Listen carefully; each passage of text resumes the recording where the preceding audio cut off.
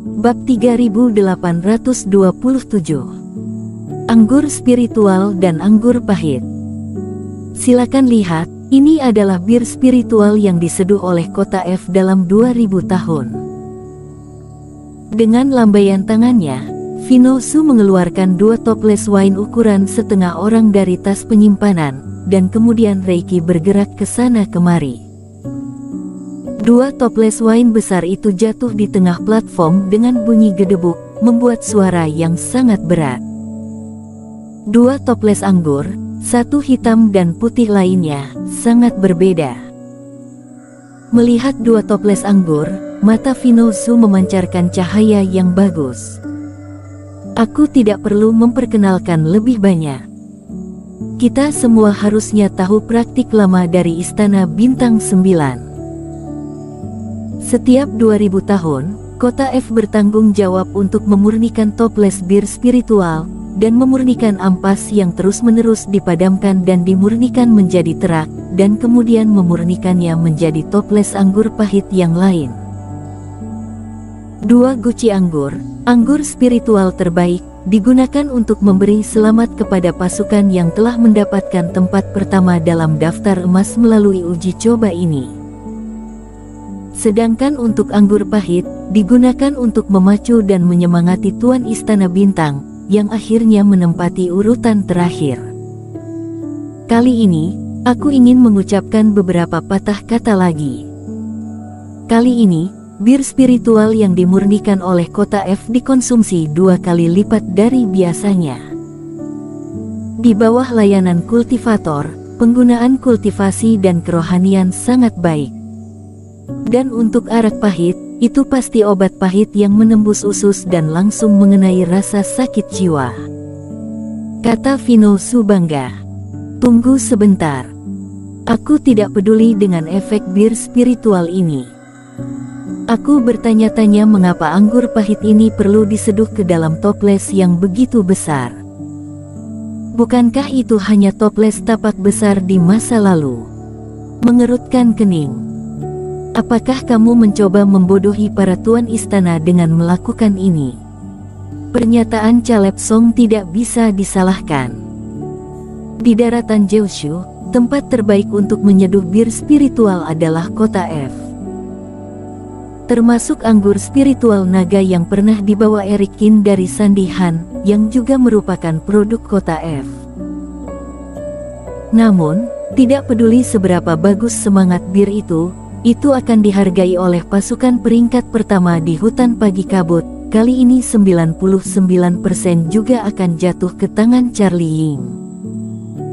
Sebaliknya, anggur pahit ini mungkin akan jatuh ke kepala Mita Yan atau Sierra Qin.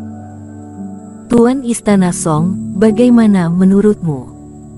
Apakah menurutmu Tuan Istana Yan atau Tuan Istana Qin akan kalah kali ini? Vino Su mencibir. Bukan itu maksudku. Maksudku masalah toples anggur itu, kata Caleb Song. Hehe, aturan aslinya hanya sebotol anggur, tapi tidak pernah mengatakan ukuran toples itu. Vino Su tersenyum dan menjelaskan.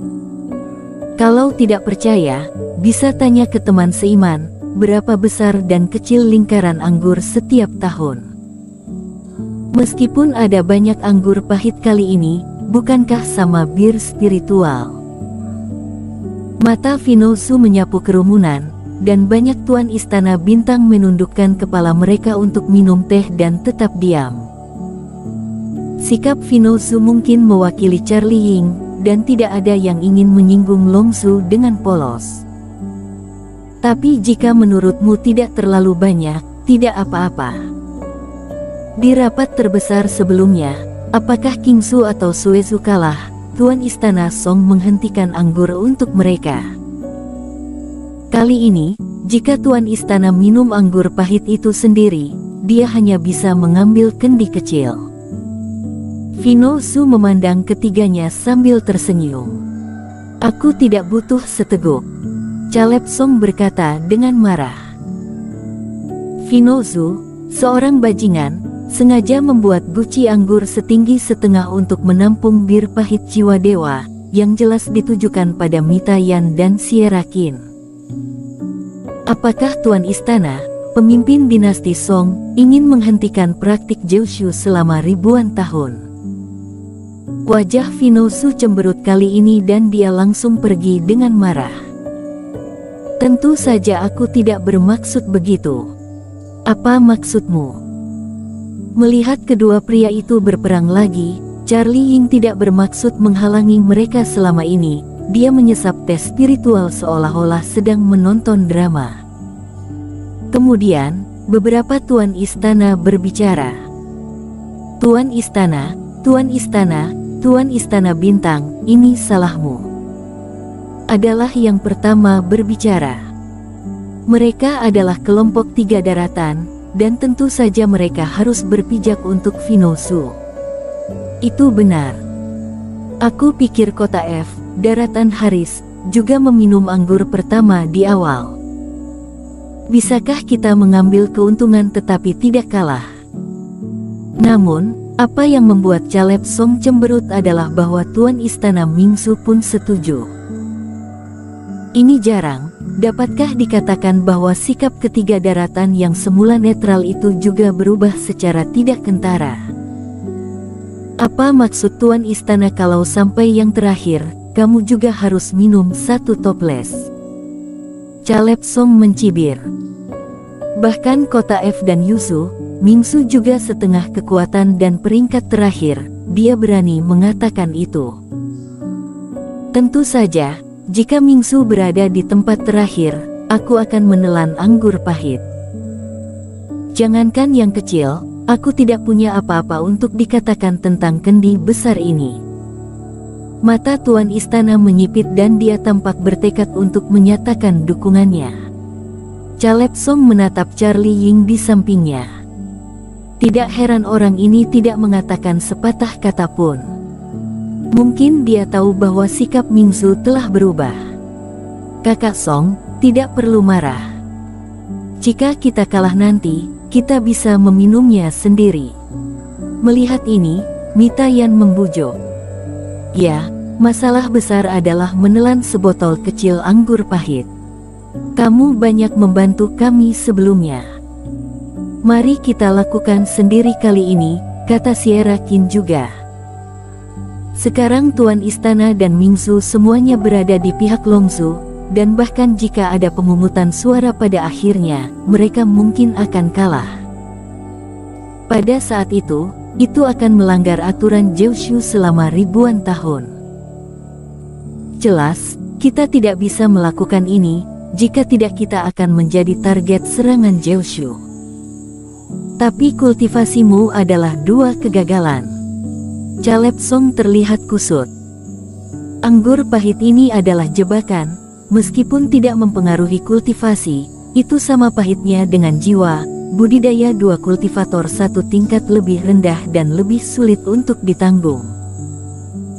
Selain itu, di masa lalu, Kingsu dan Suezu berada di peringkat yang buruk dalam daftar emas. Saat Caleb Song berbicara, langit tiba-tiba bergetar di atas alun-alun. Setiap ruang terdistorsi, dan tampaknya ada banyak kultivator yang datang di sepanjang saluran luar angkasa. Lihat, itu kultivator yang berpartisipasi dalam uji coba hutan pagi kabut. Ada begitu banyak orang kali ini. Seharusnya sekelompok kultivator dari daratan tertentu. Mari kita masuk ke sini secara kolektif. Hanya 7 hari. Seharusnya Longsu. Topik ini dikesampingkan untuk saat ini, dan perhatian semua orang di peron juga beralih ke langit. Yudhira mereka kembali. Sambil merasakan getaran kekosongan, sosok Charlie Ying mengeras dan mulut Charlie Ying tersenyum. 1, 2, 10. Secara bertahap, satu demi satu sosok muncul di udara, dan ketika kultivator muncul, daftar emas jatuh dari langit, bagian atas daftar milik nama Longsu, yang juga bersinar. Setiap kultivator dan transmisi segel yang berhasil datang ke sini akan tercatat dalam daftar emas dan menjadi prestasi negara. Meskipun peringkat di puncak Longsu tidak akan berubah setelah kemunculan Yudhira Ying dan lainnya, cahaya beberapa kali lebih kuat dari sebelumnya, yang juga merupakan manifestasi dari kekuatan. Lihat, daftar emas pribadi juga telah berubah. Yaitu, setelah kemunculan Yudhira Ying, di sisi lain dari daftar emas gantung, satu persatu nama yang selaras tiba-tiba bergerak ke bawah secara kolektif, dan sebuah nama emas muncul di bagian atas daftar. Longsu dan Yudhira Ying adalah yang pertama di kedua daftar tersebut. Melihat peringkat ini, banyak master menyipitkan mata. Bersambung.